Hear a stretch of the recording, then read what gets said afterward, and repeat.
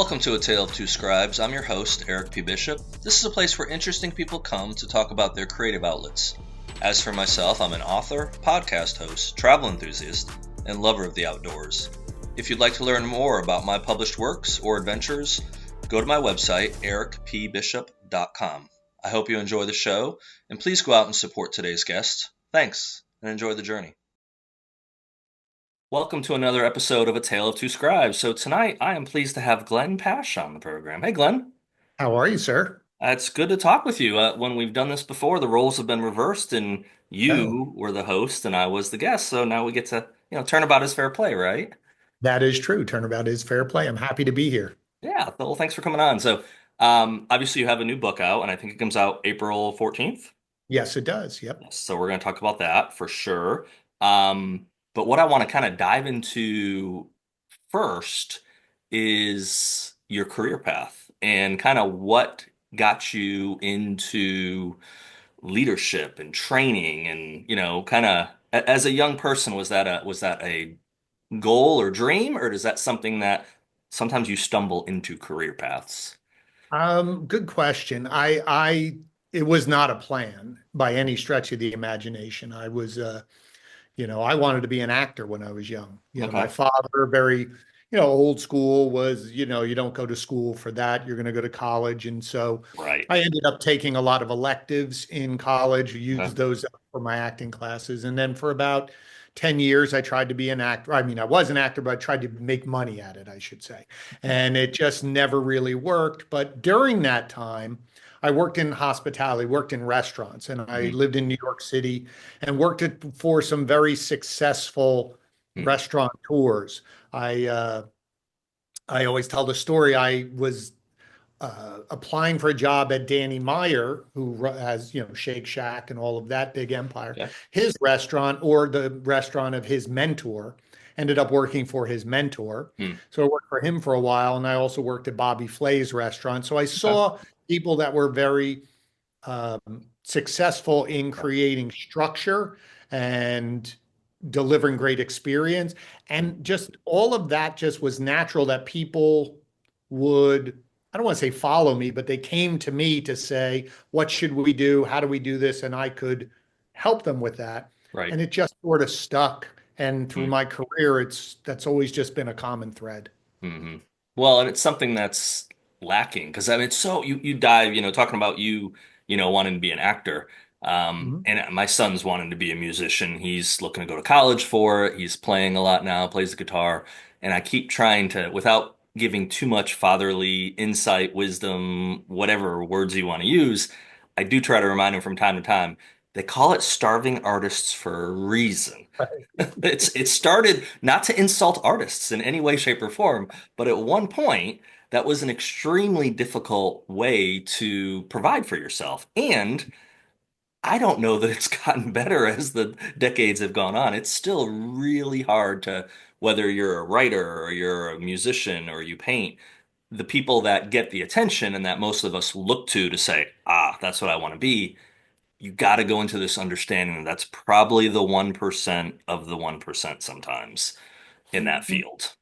I think that's a concern. I'm sure my parents were because they said that in a sort of backhanded way, like when you find your way or when you get a real job. Right. But I look back at it and say I really what has helped me be able to write, be able to stand in front of an audience of, thousand, couple thousand people down to 15 people Hmm. and be able to convey my message and do that in a very confident manner where I think a lot of people would get very nervous about that. I think Yeah. you learn a lot about yourself. I think from musician standpoint, Mhm. acting standpoint, you learn how to collaborate. You learn where your piece fits in. So there are a lot of really good lessons on that. But you're right, it is the 1% of the 1%. But nowadays, I think the barrier has a lot of the barriers have been broken down where you can just go Hmm. onto YouTube and play your music and it goes direct to consumer versus I have to go to some record producer and Sure. let them be the judge of if this is good or not. So I still think it's hard, but I think there's more avenues to be able to Yeah. connect your music to people. No, I completely agree with that. Because I've got some close contacts in the music industry, and then obviously in the writing industry is what I moonlight as. So I've kind of learned more than I wanted to about how the publishing industry works. But yeah, it's that tenacity, it's learning, it's all that. There's very few people that just write, keep it for books because that's what I'm comfortable with. But there's very few people that write books and then that book is just going to take off on its own, organically. It happens, but it's so rare. It's not even worth talking about. Have to learn, It's, you have to love to write. I think that's what, yeah. if his son loves to play, one, that's going to be a gift for himself for the rest of his life if he Mhm. continues to play. Um, but you have to be doing it for the right reasons. You have to write a book or sit down and create because it's part of who you are versus I'm going to do this to make money. Yeah. That's where it gets tricky because I feel there's a disconnect, or that's not something that's sustainable long term. You might Right. strike with, one time, but I don't think you're going to make a career out of constantly trying to game the system. Yeah. Well, even that, and I've talked to a lot of authors about it, is, there's examples that pop up every now and then if someone's first book comes out and it does really, really good. And, of course, people will look at that and they'll go, that's what I want. And I'm like, you might actually want to be the person that their fifth or sixth book hits because Right. they've learned so much in those first four or five. Maybe they even failed in one of the books miserably. But especially if you go traditional for publishing, if your first book out of the gate is a big seller, publishing industry likes that, of course, because their industry is in the back of their title. They're a business. They want to make money. But your second book's got to do just as good. They might tolerate it if you don't do as good, but then you got a third that's got to come out. And if they see this bell curve and you're on the bottom of the bell curve, Right. you're not going to be around for a fourth book. And I know people that's happened. They lost their book contract after book four because, hey, they took off really well and then they didn't get that traction. Right. Exactly. Yeah. So it's a fascinating business. Um but I love what you do just in the sense of I think for everyone what they can learn is the leadership side, the Mhm. marketing side of things. And no matter what you're doing in any creative field, you have to at least be somewhat versed in that. Not that you have to be a great marketer, because that's not a gift that everybody has, but you can't be ignorant to it at the same time. No, and I think that's right. There is marketing is a combination of a creative side and a very, I call it like chemistry. It's a very mathematical, systematic side. Mhm. And, I may not be the most creative creating ads. I have a good ideas, but I look at it more very methodically to say, who's this book for? Who's this ad for? Who's this product for? And then try to understand that person and then try to create a story Yeah. that's going to connect to them, that they're going to recognize either this product solves my problem. This book is something that's going to give me something, which is, oh, excitement or reading, or this music is going to give me pleasure by listening to it. But you have to story tell about that. And then you have to constantly keep dripping Yeah. because the hardest thing is, I'll use your book analogy. I could have the best ad one time, but most people are not going to react on the first time and go, oh, that's it, I'll buy. They need to see that ad or a version of it four times, five times, seven times, so that when you go, oh, I think I need, oh, I remember, Hmm. right? So I got to try to stay top of mind without being so heavy-handed and offensive that it tips over to the point Yeah. of, oh, I can't stand that. Right. Right.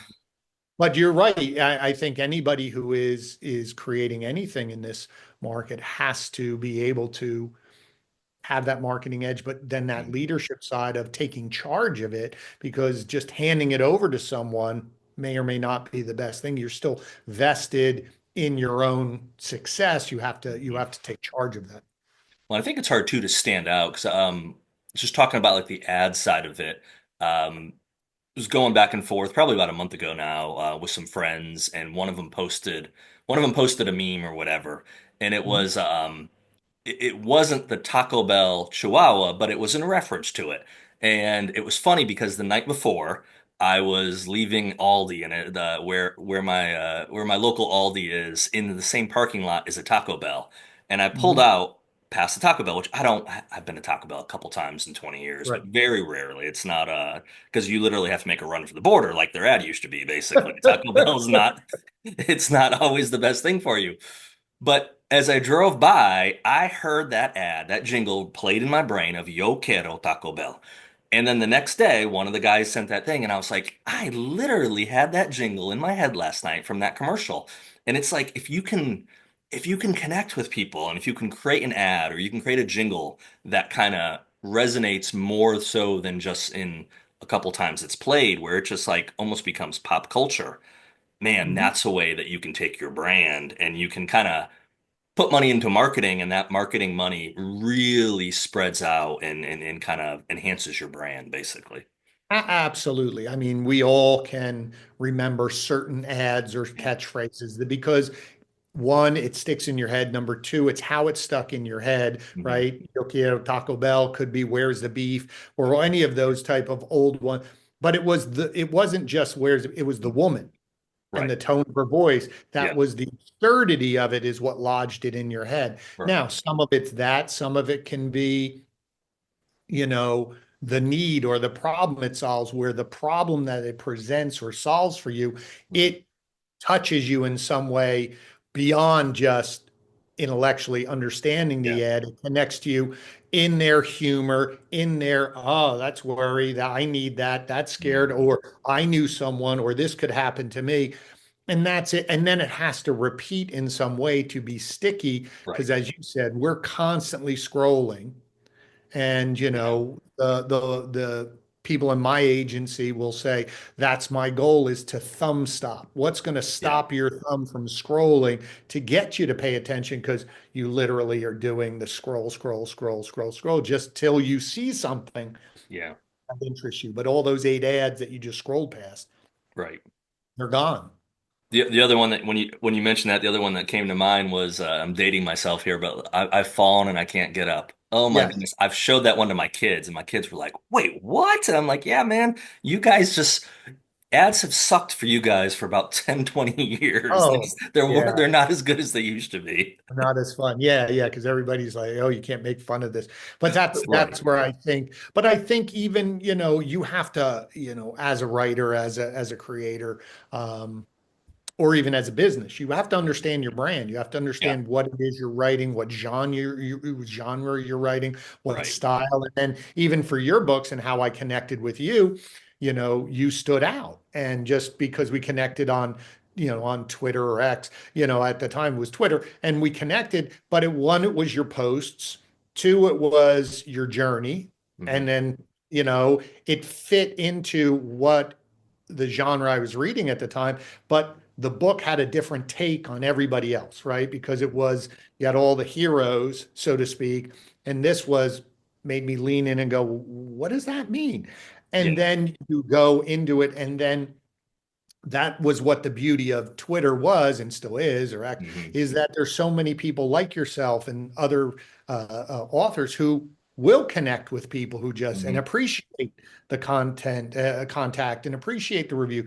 But Right. it's also you were very clear on this is what this story is, or when you did your second series, you're like, this is what this is. Hmm. And so it was very clear for someone on the other side to go, I like that, or I'm not sure, but there was no guesswork. And I think Yeah. Thank that's you.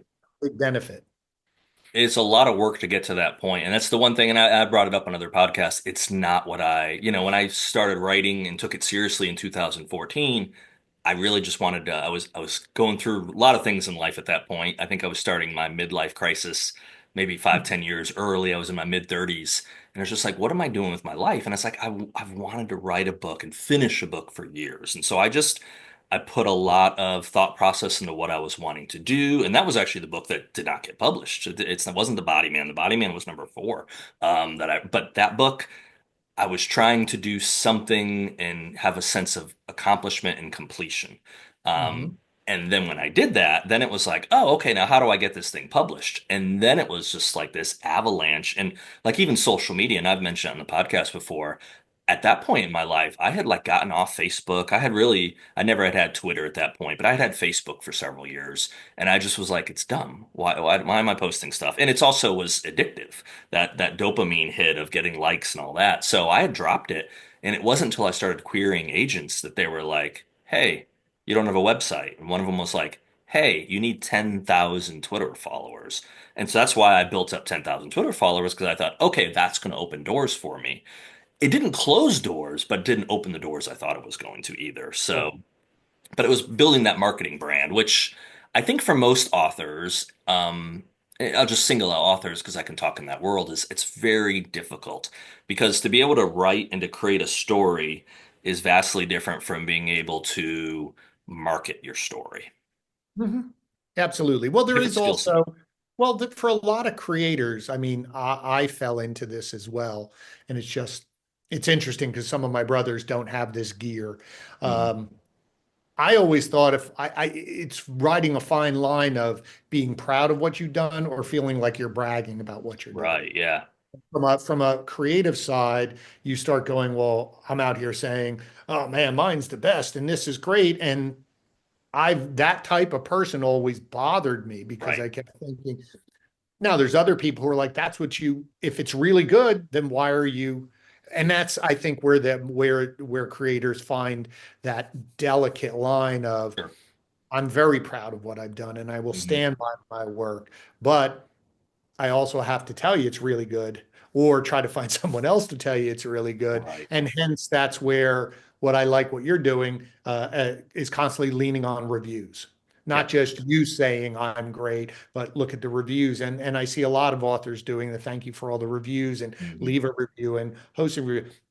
Because that makes people feel more comfortable. At least it makes me feel more comfortable Sure. when you get validation from someone else. Yes, because I teach all my clients, you could say how great you are, and Mm-hmm. you should. But if you don't have reviews and validation from people who have used your product and done, now you just have claims, and unsubstantiated claims Hmm. don't really, they're not sticky enough Yeah. for consumers. Well, especially the reviews. To me personally, the reviews that come from just someone that organically picks up the book, Mhm. whether they like an ad I put out there or word of mouth, whatever, but picking up the book, really enjoying it and writing a review, that to me means something. And it's not to say that like a Publishers Weekly or Kirkus Review or one of these, I mean, because the other thing too that people got to understand is a lot of these reviews that are done by these larger companies, they're paid reviews. You pay this company and they'll write you a book review. Maybe not a glamorous book review, but you pay them and it's not always a small sum of money. Right. Not to say that wouldn't mean anything to me, but yeah, you're paying someone for their time and they're finding something kind to say about your book. For the most part, I could care less about that. I want Glenn. Glenn, if you like my book and you leave me a review and you go, "Man, Eric, I really connected with this character," or "Wow, I never saw that twist coming." That has so much more meaning to at least me as an author than someone that I pay to say, hey, say nice things about me. No, absolutely. And with this book that I just wrote, I gave it to a few people. I didn't ask them for reviews. I Okay. just said, give me your feedback. And then they said, they were very complimentary. Some people gave me very good criticism in Hmm. constructive, saying, I think you got to move this section over here. You over talk. And after that, then I asked them, I said, if you would like to, I'd honored to get a quote from you. And some did, some didn't. Yeah. But and it wasn't fluffy, which was nice also when you see that from someone and you respect them and they say that. But yes, I'm hoping when you find people who read it, who just buy the book and then they go, I mean, I see it sometimes when just on podcast episodes. Hmm. I have no idea who these people are, and they put a comment in there going, this episode was really helpful. This helped me in a situation with my boss, or I just started my job, and this, thank you so much. Or Hmm. there was one who asked me a question, could you do an episode on this? And I did the episode on that, and I said this was from someone, and they were blown away that someone would take the time to answer their question in a Yeah, you're right. podcast. In But that format. that's the ones those are the ones that really do mean a lot. Yeah, absolutely. Yeah, that or the connecting with people, that's the part again that um I didn't know how much I was going to enjoy it. And also, you don't, when you first get out there from a creative standpoint, is you don't know if you're going to get that. So Right. that's the vulnerability of like yourself, putting books out or doing a podcast and putting stuff out there. Unless you have a built-in brand that is, which kind of what I did coming on the Spear Talk Network. John had built up a really big brand, and so I was kind of like very fortunate to be chosen to put a podcast out under his brand. But man, if you start from the ground up, which is what I had done originally with the podcast 5, 6 years ago. I can't remember. It was something that was a new creation. And try to put Mhm. that out there and hope you're going to get viewers. And, if you get 100 viewers, you're excited. You're like, oh my goodness, Right. we got 100 viewers. But then you realize there's 300 and what, 40 million people in this country. Right. So I just reached 1,000th of, or 10,000th of 1%. Yeah. Really?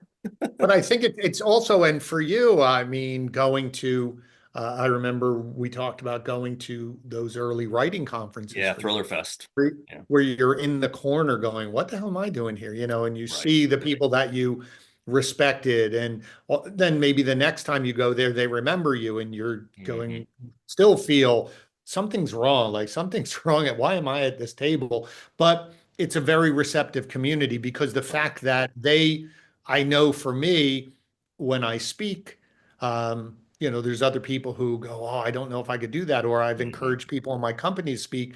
And then when I tell them, I say, oh, that was great. They go, wow, I never thought I could. And you remember when you first started, and it's that idea of there's always a hand up for you. And so you got to reach Hmm. back and help the people behind you. But it is daunting in the beginning Yeah, to look around and see someone there and them to even talk to you.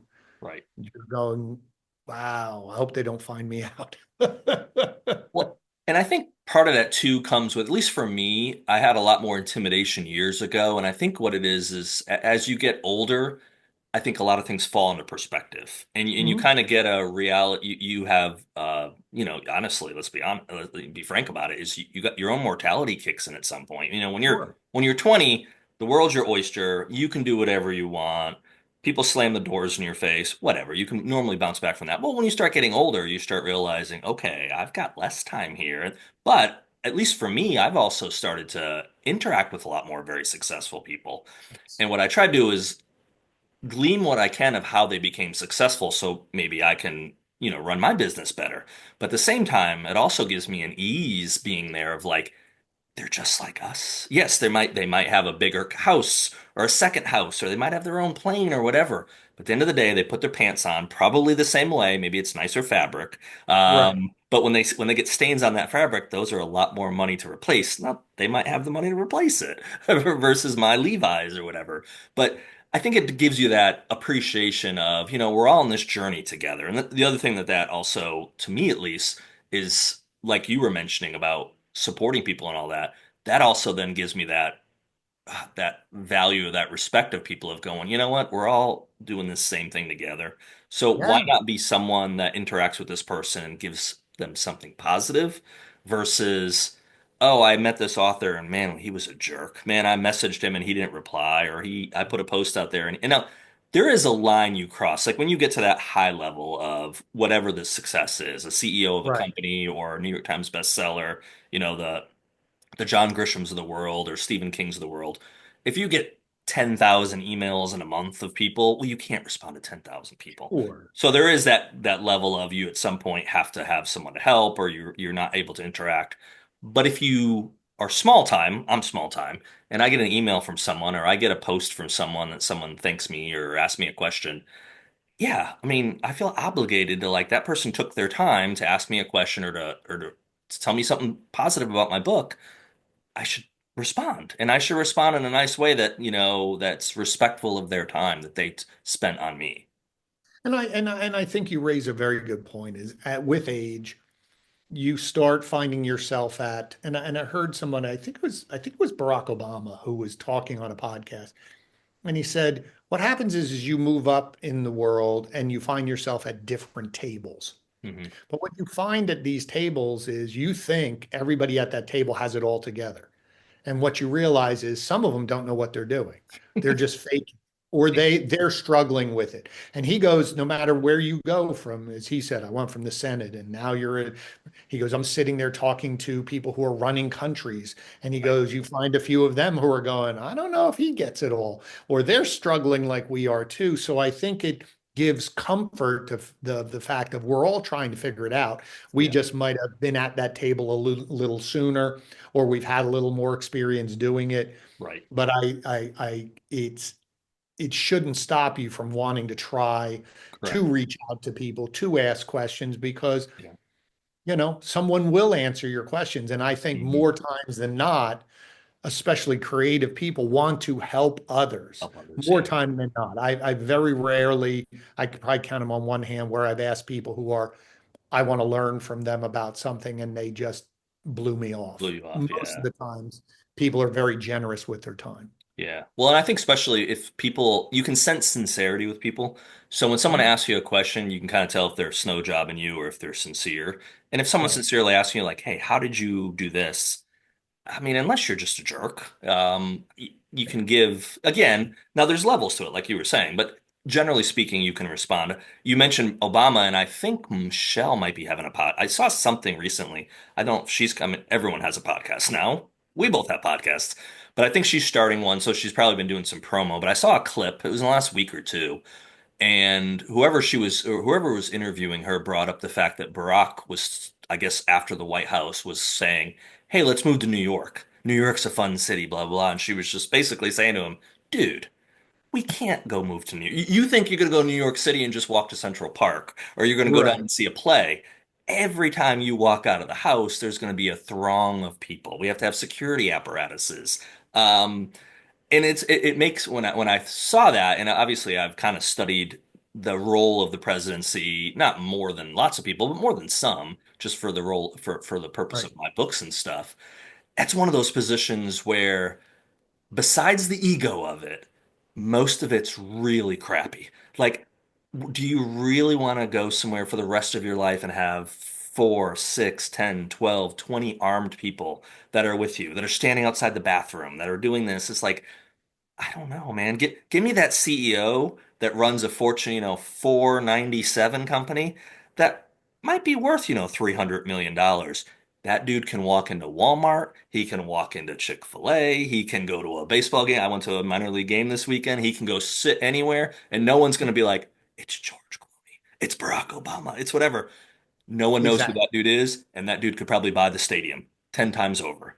But Give me that there guy. is something, but there is something. My wife and I have talked about this. There is something very egotistical about that to say the world needs me, right? To be the 100%. president. But I agree with you. I've it's amazing because as an actor, I had a couple friends who were on shows and they Hmm. weren't like superstars, but they would be recognized. Yeah.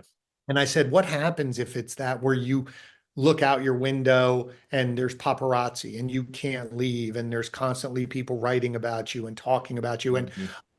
now social media is even worse because it's Yeah. not just paparazzi, it's everybody has a camera and everybody's shooting you and filming you, or more importantly, they're all trying to catch you at something Right. Gotcha. so that their visibility or likes or whatever. So it's very chaotic now. And so I don't envy anyone in that position. Yeah. I wouldn't want that position. I'm very happy doing, you know, being behind the scenes and, speaking when I need to speak and going to running my company or going to my clients, that's about it. Yeah. It's funny when you say that too. It was I saw something. It wasn't that long ago with Rob Lowe, and I've seen some of his movies, but probably more from years ago, and I don't know what he even does now, honestly. But it was saw a clip, and I was like, oh, Rob Lowe, I know who that is, because also he hasn't aged. The dude, I think he's like Yeah, he's in his 60s now, maybe, and he looks like he's like 32, I whatever. know. He looks But really good. but he made the comment of, because he was one of those pretty bad boys back in like the 80s. And I think he might have done like a sex tape. I remember there was all kinds of controversy with him. And he was doing Hollywood at a time where there wasn't cell phones, there wasn't that. And he made the comment of, I couldn't imagine being famous at that age in my life with social media. He's like, it would have been torture. He said, we could go out, we were out in clubs, we were doing this. nobody was taking our picture, no one was doing this, no one was tattling on us. Now it's like you're Hear about it, micromanaging. but you couldn't verify it. Oh, I Right, saw Rob do this at the club, or I saw this person do right, that, and whatever. And outside of a professional photographer, who else would be carrying a camera around? correct. Right now, we're loaded with cameras in our pockets and it's video. And now with AI, you don't even know what's real or what's not real. And I that know. frightens me even more of Yeah, how people are, misinformation, stuff people are reading, seeing, and they're just spending so much time on it.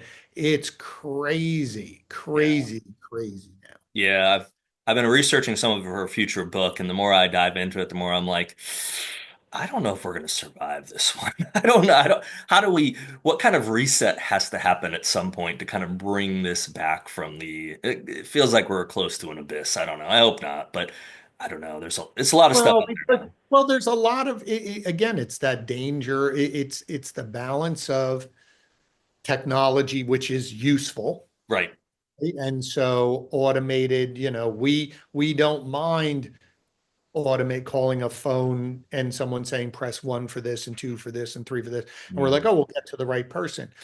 In the beginning, AI or automation where it's asking you, oh, do you want to do this or that until it can't. And then, of course, we've all screamed into the phone, I just want an operator. Right. We've all done that.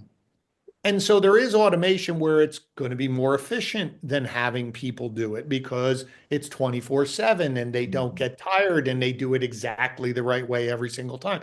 And that's great. Yeah. But it's that next step where it is manipulating Hmm. what you're seeing, what you're hearing. Right. You can't tell if this is a real video. Is that really the president saying this? Is it not? Hmm. And it's just at the point where you still sort of can, but it's getting really close to you don't know. Yeah. And then all of a sudden, with everybody having phones and everybody being able to see this all at the same time, people's brains go like I think the abyss for me is more the fact of people aren't willing to do their own research and really study or learn and Sure. figure it out on their own. It's all, well, I listened to this and that's it. Or I can search to find what I believe in to just verify what I Hmm. believe in because I don't need to go figure out if really what I believe in or what I know could be right, wrong, Right. indifferent, somewhere in the middle. That to me is the scary abyss. Yeah. No, I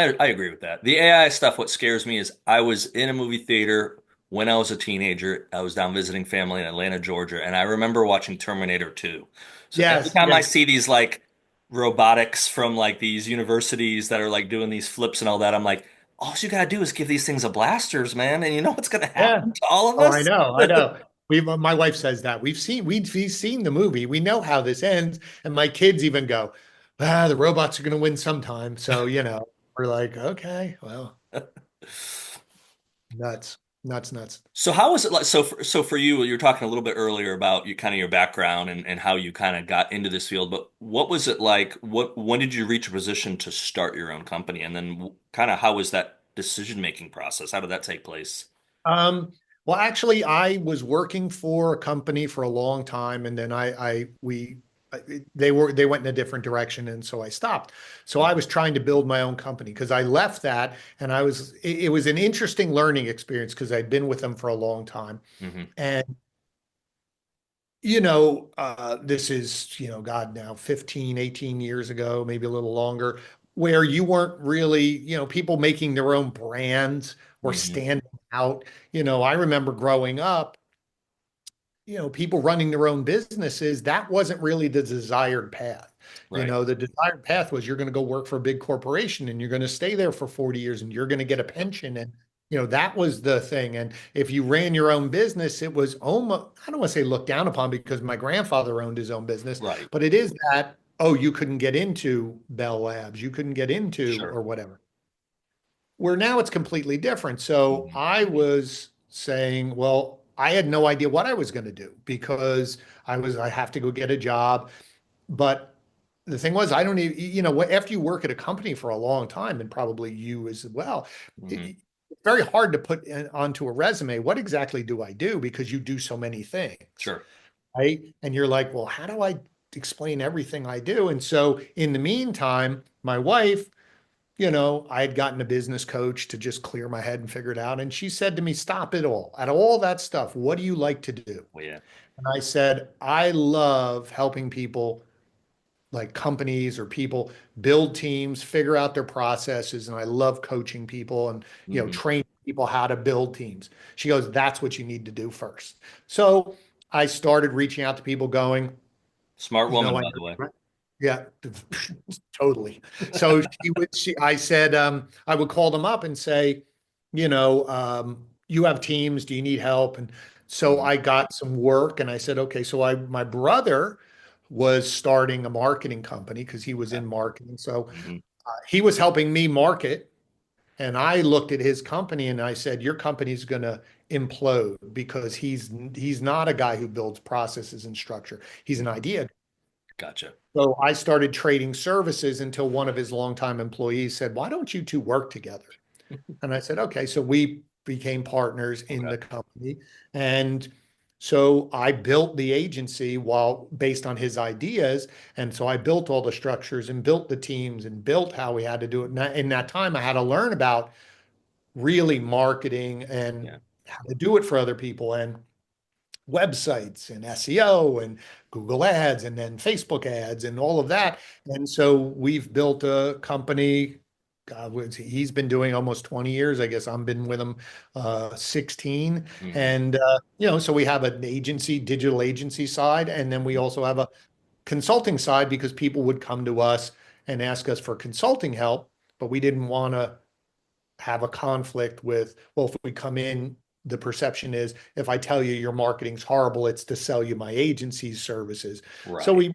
we created two divisions and now the agency's running. I've trained the people to run it. Hmm. So I could go do some other things. So I'm back to working with companies on their sales processes, Okay. their building teams, their leadership training. So I'm back in sort of where I've always really liked Hmm. to play around in, and it's been very fulfilling. Do you do it? And I know with some of the books and some of the stuff I've read about your bio, I know in the automotive field, is it outside of that or is it predominantly with that industry? I would say about 80% in that Okay. industry.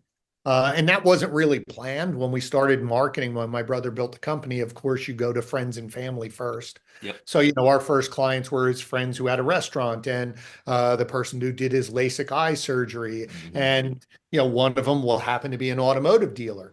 And so at that time, automotive was starting to spend a lot of money on digital marketing Yeah. and there were digital conferences and they were looking for people to speak and my brother is a speaker and we were like we can do this and Hmm. so that just became a vertical that was very accelerated. Right. But we've done, we've had clients in furniture and we've had it in, we've done lawyers and pharmaceutical, but automotive just seemed to be one of those things that was a constant growth phase Hmm.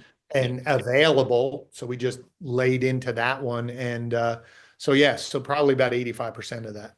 Yeah. Yeah. Well, I mean, obviously with like a dealership model and stuff, if you can get, there's obviously a large network of dealers out there, but they're needing that assistance to be able to Sure.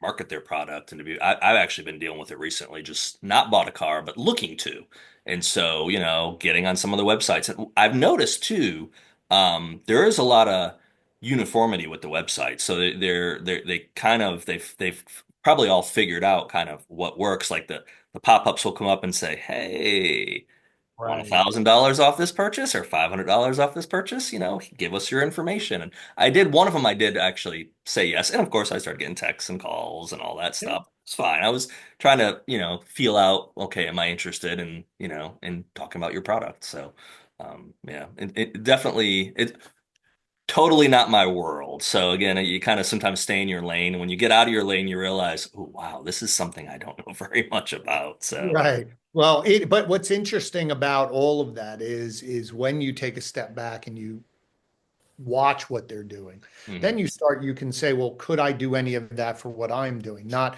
Yeah. pop-ups, but you do incentives like you do. Hey, like you're running the contest the other day. Yep. That's very similar. Hey, if you'd like to do this, DM me here and Right. you can be in the contest. So there's pieces of it and automotive is is very, they call them franchises, but they're not strict franchises a Hmm. la McDonald's where you can't change. They have some flexibility, and that's why you'll jump on. Some will have the pop-ups and some won't, and some Right. look this way, some don't. So they still have some flexibility for the owners to do what they want up to a point. And Sure. that's something that we have to learn as the agencies of what we can and can't do depending on the brand. So what you do for Honda, you might not be able to do for Toyota or for BMW because they all have their own compliance and restrictions and things like that. But that's just part of the game that you have to understand. Yeah. So tell me, let's talk about the road to sold. So how did that come about? Obviously we had talked offline. We had talked a couple weeks back, I think it was what it was, about some pieces of it, the behind the scenes stuff. But when did that idea come to put that together and then put it out and talk through that process? Well, it's been in the back of my head. I co-wrote two other books with, my brother and then some other friends, and one was on probably 2015, so maybe 10 years ago. We wrote a book called Hmm. Selling Cars in the Digital Age. That Yep. was when it was first starting. Right. And people really loved that. And people started following it in the industry, going, this is, and we would get people to say, when are you updating this? In 2017, we did a revision, but Hmm. there were still people that had it and were like, when are you going to do this? Because things have changed. The second book was about marketing, and it was this idea of connected marketing, where it was the transition between people doing marketing, say on billboards or TV, what I call offline radio, TV, print, Hmm. but it wasn't connected. That same messaging wasn't on their website or in their store. So there was disconnects and wasted Okay. marketing. But I had these two separate things. But my clients kept saying to me, I'm doing all this marketing, I'm getting all these traffic, I'm getting all the people like Eric giving me their names, but I'm Hmm. not selling. Right. And so I said, well, I started looking at both pieces and I started noticing, especially post COVID, that the customer had changed. Hmm. Process had to change. So Okay. pre-COVID, at least with in the automotive sphere, you had inventory and business as usual, but the big strategy was I need for you to come to the store so we could really do business. Right. If you were on the website, you were perceived as not as a serious shopper because you Correct. weren't. Right. COVID came around, depending on where you were. You Hmm. were locked down or some sense of lockdown. Northeast, where I was in New Jersey, it was you couldn't do anything. So business had to be done over the phone, Hmm. over email, faster. Couldn't have the back and forth because you would lose them. And even just prior to COVID, there were some dealers who were trying to figure out on their website, how can we, like, if you click that form, instead of you putting in your name, what if you talk to somebody on chat, like starting to break down barriers. Yeah, So absolutely. people were pushing that edge. So post COVID, there was the inventory shortage. Right. People, hey, if you had it, you could do whatever you want. Hmm. But now we're back to inventory levels are up. And Yeah. so, but the people that got a deal during COVID when it was fast and easy or easier Right. were back in the market. Hmm. And they didn't want to go back to the you got to come in, I'm not going to tell you. And so I was like, that changed, Yeah. but their strategies were still antiquated. Still, yeah, that makes And sense. so I said, well, I have to help them follow through. And I was working on a project with one of my clients to help him document all the processes through his whole business, Okay. which was a year-long project. But what it was Sure. saying is like, okay, if Eric reaches out to this dealership by the phone, what's the process? Hmm. Who talks to them? What do they say? If he emails, what do we do? And all of a sudden, what I noticed was if you were standing in front of somebody at the dealership, they treated you completely different than online. Mm. Meaning they didn't ask you the right questions to get you to start talking. And I kept going, there it is. Okay. That's the problem. We're not trying to have a conversation. We're not trying to help. Only thing I'm trying to do is set an appointment and get you in. Right. And it was like a light bulb. So I started, probably about 2 years ago, testing out some of these theories. Mm. And lo and behold, they got better. It worked. People had a better thing. And so I said to my brother, my partner, I said, um, I think we should rewrite the book. And he just looked at me dead in the eye and goes, no. And I was like, what? Sounds like a He goes, brother. oh, you should write this. This is your story. This Mm, is your view, your vision. You write it. there you And go. so it sort of threw down the gauntlet. And I said, okay. And so my original deadline was going to be January for Mm, a conference that we were going to, but he had some white paper that had to come out. It was timely. And I said, I'll back mine off. And we okay. have a conference this month. So it gave me time, but I really felt like you did, that sense of, once you put a commitment out there and you say, I'm going to do this, Mhm. because it had been sitting of, oh yeah, I'll do it. I'll Yeah, get to it. Maybe I will. And I have a leadership book that's 80% done. That's the next that's the project next one. because I completed this one. And I Right. think it resonated with me when you said that sense of, I did this on my own, Yeah, not just with other people. It felt good. right. Now, I'm lucky enough that I had someone who's edited all of our books for our company, and she was an editor of a magazine. So she's editing the books, and I change some of these things, or I have a question, I don't know. And it's great because she's not in the industry. So I have no idea what you're talking Yeah, about. it's how to make it for her to understand it. So yeah, Absolutely. absolutely. And Yeah. and then I had somebody who's helped with formatting the books and Mhm. did it and would show us. And we have a graphics department to try graphics. And, Right. so it was, I had access to some of that, but it was the mere fact of reading it. And then I think getting to the point where I had to stop tinkering. I think it was Seth Godin who said you got to have the ship date or something Yep. like that. Or else, because even now when I got the Amazon one with the line through it, the test Yep. book, I opened it up and I was Not going, for oh, resale. I could do, maybe I could, and I just said stop, Yeah. just stop. And but it was a very proud moment. And so Hmm. now we're gonna print some from like 48-hour books just to have at our conference, but they'll Yeah. go live on Amazon. The EPUB one, the ebook is not formatting correctly, so we have to go back and figure out that with I went online, I was typing, and Yeah. the lovely thing about Google is there was one young lady who was saying it's probably because of your images, and instead of having a static image, you probably pieced them together in InDesign. And I was like, that's exactly it, because all Yeah, the images exactly. blew up, Yep. separated. So I talked to my guy this morning. I was like, I think we got it figured out here. And so Yeah, that but yeah, that darn formatting. yeah, yeah, the darn formatting, or the two different ones, because then the one for the printed book and the one for the ebook, two different things. And you learn, like you said, you learn so much thing of was it the flowing, flowing in, you can have it as an ebook, it's flowable content or Yep. format, whatever it is. And I was like, I have no idea, but God bless people who are doing the videos to help everybody, Right. Yeah, you know? there's so much, for anything for people that go down that route of, they can't get a publisher and they got something they believe in and they want to put it out there. If you've got the time, I mean, there's resources, of course, but if you're limited on resources when it comes to whether it's formatting or anything like that, there's so much information. I use a software called Atticus. There's Atticus, which is more for like PC, which I'm talking to you on a PC, and then for MacBooks, Vellum is really the good one to use. It's a little Those were bit, the two ones those were the two this young lady was talking about. She's like InDesign for the printed book, yeah, but she said for ebooks, it was those two, yeah. the Yep. Atticus and Vellum. And then she said those are because they help you with that. And she said it was mostly if you were doing any heavy graphics around the chapter.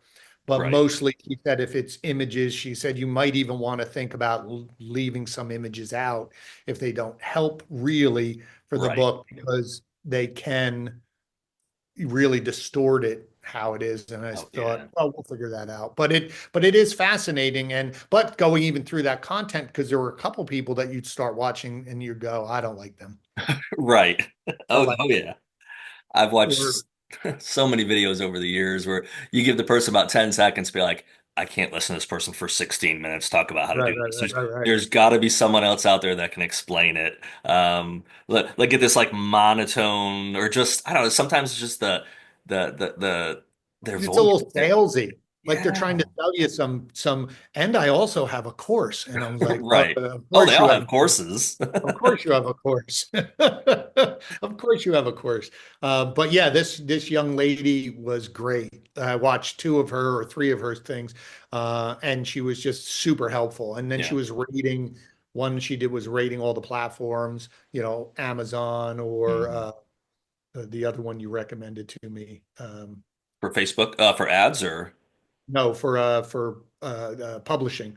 There's another platform oh, besides Ingram Spark.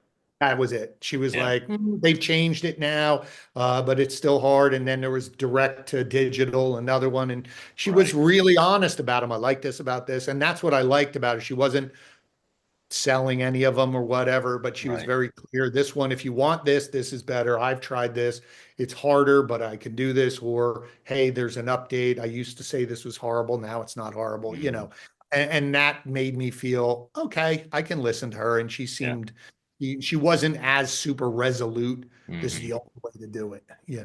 But it's, Well, uh, but it's again, for me, it was also being around people like yourself and connecting with some of the other writers to say, this is, you can do this mhm. and you should do it because it is something that, again, whether it sells whatever copies, the mere fact that I have it in my hand and my kids see it and Yeah. my wife sees it, Right. and, that to me was a sense of accomplishment for them as much as it is for me. Sure, absolutely. Well, it's one of those things where I try to tell people have a good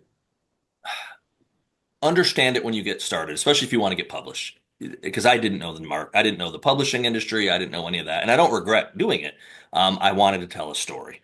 Once I Mhm. finally figured out how things work, kind of my expectations changed. Because I've told it many times on the podcast. I thought when I wrote that first novel that didn't get published, I thought the dump truck was going to pull in the driveway at some point. Hollywood or whoever was going to start throwing money at me. Well, that's not Right, how that works. Not how right. that works. Um, so I had to get to a spot of life and just everything in life of like, okay, what am I doing this for? Is there a purity in what I'm doing this for? Or am I doing this just because I'm trying to make a buck? And for me, yeah, of course I want to make a buck. I joke about it with people. I'd like to be sitting in Tahiti writing these stories, bringing you out on the private jet to do our podcast interview. Absolutely. That would be cool. Is that a reality? Is that even a possibility? Probably not. So what am I doing it for? I'm doing it because I have stories in me that I want to get out. Mhm. And I have the ability to get them out now with the advent of technology, with Amazon and Ingram Spark and all that. And I have some stuff that I will try to get out traditionally in the next couple of years. We'll start trying to go to agents probably in a year and a half with. But if that doesn't pan out, I know other ways to do it now. So the beauty of it is I don't have to go that route, and that's the only route I'm successful. No, Not at all. and I think that is a very healthy approach to it Yeah. because, like we circle back to the beginning, just like you were saying to your son, it's the starving artist. The odds are Yeah. that you're going to get it. We all hope we do, Yeah. and we all be happy for each other. Right. But you have to do it because you have a story to tell. It's someone who Yep. has a song to write, a play to write, a movie to make. It all comes down to stories, and you just have to say, I just want to write it. And even like you said, which I thought was really great in our podcast conversation first time around, was all those folders, like you kept them, They're still there. they They're were on this stories, computer.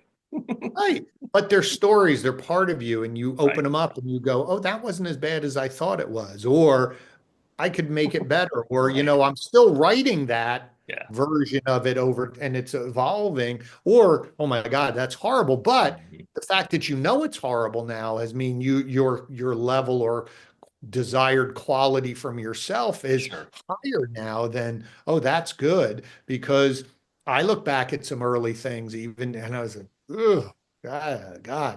that's not good at all. Right. But I think it's great for all of us because, as I said, I think it's as much for me as it is an example for my kids Sure. and my employees to complete something that you put out. It doesn't have to be that you wrote a book, but when my team puts out a white paper and I'm like, you completed it, you did it, and you said publish. I said you pushed it out for someone to judge, good or bad. Like that takes balls to do Hmm. that. Yeah, absolutely. Well, I think so many people, and I've talked about this before, and I try not to harp on it, but so many people in life, no matter what their creative interests are, so many people just settle. They settle. They go for give me that easy button. Let me push that easy button. And there's nothing wrong with that. I'm not judging people for wanting to push the easy button, but as you well know, the people you've interacted with yourself, if you want to be successful, if you think you want to have your own company or you want to be able to travel more, you want to do that, for 99.9% of the people, it's going to be really hard.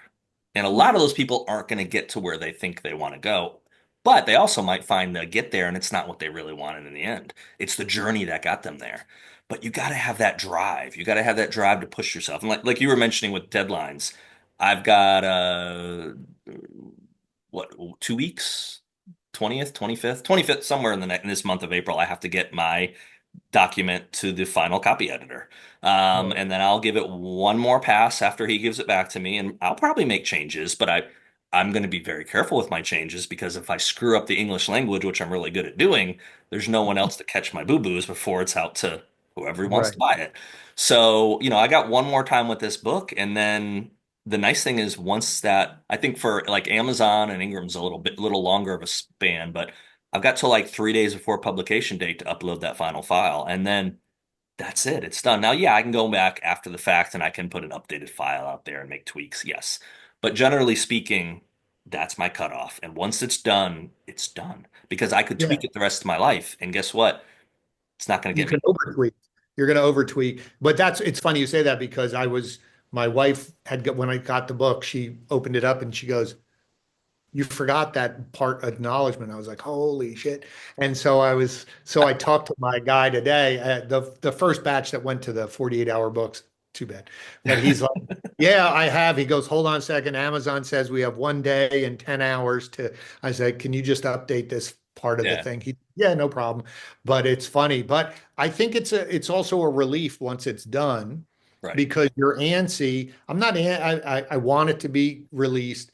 I right. want people to see it, but it's that like, but then I also feel, at least for me, I don't want to lose the discipline of the writings that I was Sure. doing. That so now it's give yourself a break, but come May, it's all right, let's dust off this next project, the Yeah, one that's been sitting there, because I think that's another one. And my wife gave me a completely other idea the other day because we were talking about something. She's like, I think you should do either a podcast episode or this. She goes, or that would be a fascinating book. And I was yeah. going, see what you started now.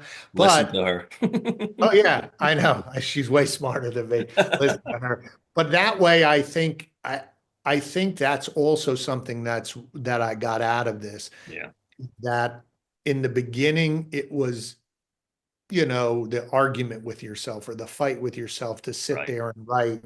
Um, but then after a while, it became comfortable. Like Yeah. you put on the jacket, so to speak, and you sit Mhm. down. And it was even through the frustrating parts or the good parts, but there was this consistency of doing it all the time. So the Mhm. burden of, oh my God, I have to do this. Yeah, it moved into, I got to get it done, or I promise people I get it, Right. or I promise myself I get it done. But there was something enjoyable about Mhm. locking yourself in there and Yeah. spending time in the story or spending time in the idea. And I don't want to lose that because it Mhm. became not addictive, but addictive in a way that was fun. And so now it's like, oh, I enjoyed that more than I thought it was going to be. Mhm. Let's go back and keep the running. So that'll be my next Yeah. get back on the horse with, framing out this new idea for my wife and just dumping that, polishing up this other, and it could be halfway through it I'll go like or whatever. But you've But got to do it to get to know that. You've got to get I to know. that point to know it. Yeah. Yeah, you do. Yeah, and you just got to keep writing through it until you Right. just don't like it, or it could turn into something, or it might actually be. the right core story to wrap the other stuff around. I don't know, Yeah. but that's exciting because it is that idea of, I can't remember if it was your comment or maybe, talking about that idea of it's a blank page and I get to go play, Hmm. but committing to doing that Yeah. versus I can leave at any moment versus no, you're staying here for an hour. Or Right. what I liked always you did, and I actually did some of that. I stole that from you, that idea of I'm writing a chapter. Hmm. I'm not leaving until I write the chapter tonight. It Hmm. may not be perfect, but I'm getting this idea out. And so that's why I started chunking. Yep. And it became easier instead of trying to write everything. It was like, no, I'm just going to write this thought out or this topic out until it's drained. Hmm. Yeah. Right. And then tomorrow, come back and you can edit, or 2 days later, you can go back and see what it is. But I wouldn't leave until I did that topic. And that was a very helpful thing. And now that I'm talking to you, I was like, oh, that's where it came from. It came from you, that idea chunking. And it was very helpful. There was an artist, I don't listen to him as much anymore, but years ago is a Christian artist, great music, but he had an album come out called Joy in the Journey. And one of the songs about there is a joy in the journey. And very much in the Christian theme, but that's Sure. always been something that's popped in my head of, you know what, while you're going through this life, and there's so many things that are going to be thrown at you that are going to lead you to not be joyful. So many hard, and I know my life is blessed compared to many people. But man, even when the hard things are coming or when the good things are happening, is find that joy. Be grateful for what. And so whether it's writing books or music or out teaching leadership and teaching marketing, man, you need to enjoy because the journey is so quick. And I'm seeing that now. My son's gonna. I know we've talked about our kids before, but my son graduates in like 6 weeks or something now from high school, and so I've been like working. I've been pulling photos and going through old photos because I'm gonna do like a Uh, photo collage thing. Um, the and it's chit just chat like, shows. Yeah. oh, it's freaky though because I'm like, and then of course, I custody wise, I only see the kids like half the month now. So every now and then my son will come in and I'll be like, "Why did you eat little Bruce? I miss little Bruce." And he's like, Yeah. "Little Bruce is still in here." It's like I And know, well, but my wife and I were out at a restaurant the other day. We stopped at some place for lunch, and we're sitting there talking. And across there, had high back seats, and on the other side were these two brothers, and they had to be, I'm going to say 4 and 6, 5 and 7, yeah, something about that age. And one of them turned around, and he just was like, you just were like, I remember. And then I'm just watching the two of them, and you could just see. And I go, oh my God, here it's happening. Where the older one wasn't paying attention, the little one, so the little one's crumpling up straw paper and whipping it at him, doing it. And I'm just bursting out laughing, going, I remember being in that. And yeah, now that younger one has one more year till he's in high school. The second one, the older one's finishing his second year of college, and you're yeah. going, where did that time Where did fly? it go? But it is that journey. And I think Yeah, all of this is, that's you can look at anything, the journey of being a leader, the sure. journey of your business, the journey of writing, the journey of family. And if you're not having fun or trying to find, as you said, I think it's joy. I think that's a better word than fun. Um, Hmm. Finding the joy of the experience, good, bad, and they're different. And you're right, we're very blessed. We're not dealing with a lot of struggles that people in the world have that are Yeah. beyond the pale. But in your day to day, we're all pretty blessed. We Hmm. should sort of pat ourselves on the back and go, yeah, okay, we're doing pretty well. Yeah. And let's find the joy in the frustration that we can't get this chapter right, or Right. that we're having a tougher time at work, or as you had mentioned, someone's calling me at 8 o'clock to go over some numbers, and Right.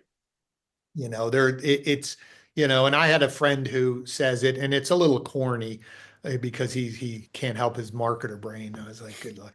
He says, I don't have to do this, I get to do this. Yeah. And there is something, though, that if you get past the marketing Right. spin you put on it, you're right. Yeah, I get Yeah. a chance, I get to write a book, Yeah. I get to publish a book. I get to have time to do that. I get to, and I think that's part of that journey. I get to be frustrated over a crappy paragraph. Like, as Right. frustrating as that is, I get to do that. Yeah. Like, a lot of people don't get that Right. opportunity, or don't have that opportunity, or, don't, and so it's not a bad place to be. No. Well, your perspective controls so, and especially with what you do with working with people and so closely and training them is your perspective is like that's what sets things apart.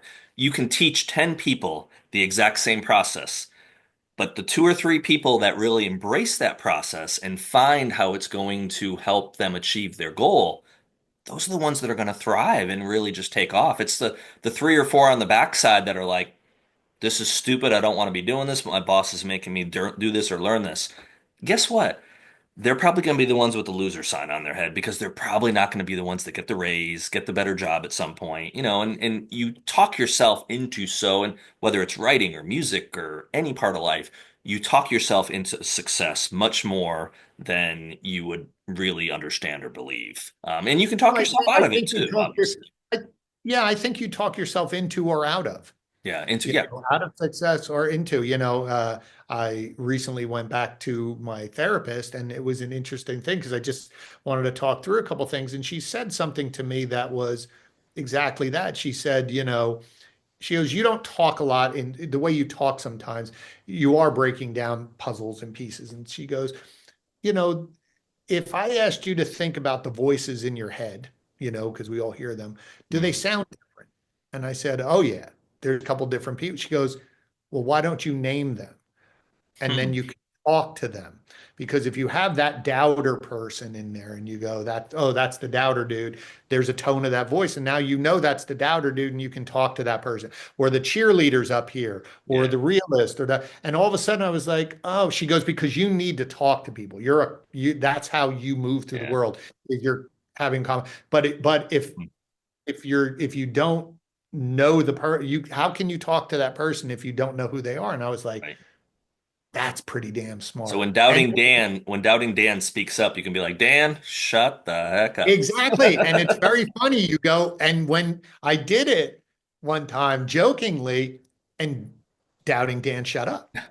Yeah, And I was going, wow, it really is. Your mind is yeah, everything about this and your approach. And however you have to do it to allay those fears or keep right. yourself positive or talk yourself up, or however you do it. But it is very easy to talk yourself out of things. And Yeah, if you're absolutely. not aware of it or not careful, you can be your best cheerleader and you can be your own worst enemy. And Worst usually enemy. you're so much harder on yourself than other people Yeah. ever be Oh, on you. absolutely. Absolutely. But again, it comes down to the people don't realize often enough how powerful. I mean, again, there's so many outside things that you can't control. So accept that. Accept that you can't control, but what can you control? You can control the words that come out of your mouth. You can control what you put inside you, and you control, yourself. Okay, make that version. And again, when I say all this stuff, I'm preaching to the choir because I'll still be working on myself till I take that last breath. But I acknowledge that. I acknowledge, hey, and I also give myself grace of saying, okay, you're flawed. You don't do what you say. Like I've been doing fitness and other stuff a lot last couple of years, and then I fall off the wagon for a couple of weeks and I get really mad. And then part of my brain immediately goes, just go back to what you're doing before. And then and Dan, we won't call him Dan. Maybe we'll start calling him Dan. And I'll be like, dude, shut the blank up because I am not going back to doing that stuff. I had a couple of weeks off, and now guess what? I'm going to pay the piper and I'm going to get back. But and it's funny you say that because that was, I listened to certain podcasts, so I can't remember who had said it, but they said one of the most dangerous things you can say to yourself is from now on, I'm always going to work out. Right. I'm going to always work out every day, or I'm going to work out every day. Yeah. All of a sudden, you could work out 60 days in a row and you miss 61st, and now you're beating yourself up and you're diminishing the 60 versus saying, I did 60, instead of just saying, my goal is to work out today. And if I don't, Right. whatever the reason is, but don't let it steamroll into the next day. Yep. Just go, hey, whatever. I didn't feel like I wanted to give my body a rest. And you're, like you said, give yourself grace. But tomorrow we go back to it. Yep. But it's those extremes. I'm never or always are two words that will always lead to disappointment in ourselves because we're always never, I mean, someone eventually it's going to stop for whatever reason, and it's how you deal with that. So Yeah. I think to your point is giving yourself grace. Yep. That's again, we're going to say doubting Dan, just be quiet. And now I'm back on track tomorrow. And he goes away because he has nothing else to bitch to you about Right. because you've dismissed it. It's like, I'm not listening to you. We're going back to work and you're on. And it's lost its power. So Yeah, it's a very interesting thing. yeah, absolutely. Well, I always try to end these with the same kind of general question to everyone. So you are a writer, even if it's not a fiction book, that doesn't matter. You have done the work that is necessary to publish a book. So, as a writer, you have this gift that you have, that whether you realize you do or not. I hope you'll acknowledge that life is like a book. Everyone has a first page, we have a last page. Don't know how many pages are in the middle, but as a writer, you get to write your last page. What does Glenn want his last page to say? Wow. Um, that's a good one. Um, I would like it to say that he cared about others, he did the right thing, he loved his family, he loved his friends, and he did the best he could. That all sounds very good. I Yeah. had a friend years ago, or acquaintance, I don't know about long-term friend, someone I knew for a period of time, and we were out lunch one day, and it was pretty serious. It turned into a pretty serious conversation. Very, very successful guy. Um, and he would looked at me and goes, write your obituary. And I was like, what?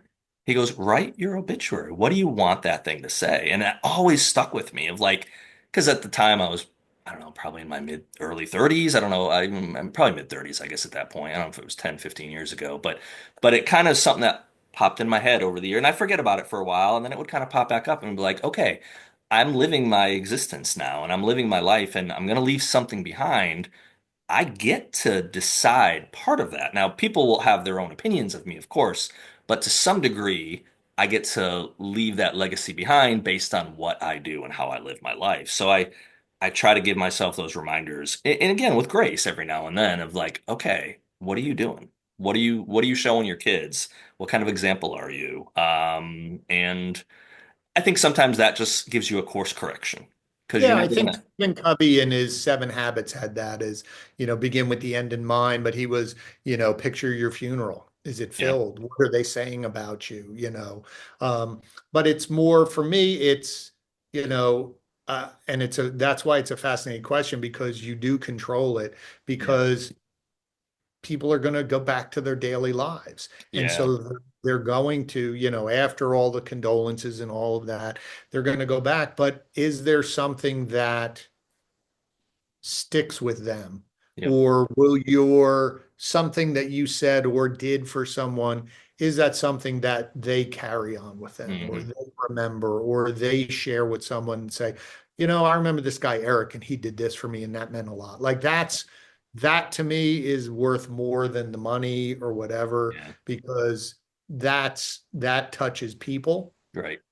Money helps people, but people forget money. Hmm. But if you can move people, that's a good thing. Yeah. I think that's a good way to end this too. Glenn, thank you for coming on. I appreciate Appreciate it. it. The Road to Sold will be out on April 14th and Thank you hope it very does much. very, I hope it finds a good audience. I appreciate it. Thanks so much. Thanks, Glenn.